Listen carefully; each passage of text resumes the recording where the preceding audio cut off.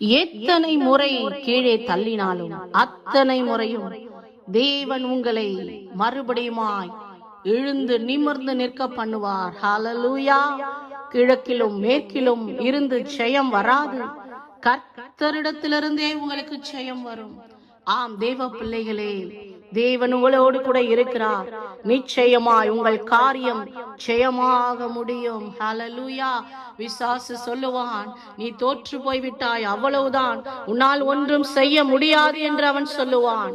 ஆனால் வேதம் சொல்லுகிறது, என் ஜனங்கள் ஒரு போதும் வெட்கப்பட்டு போவதில்லை.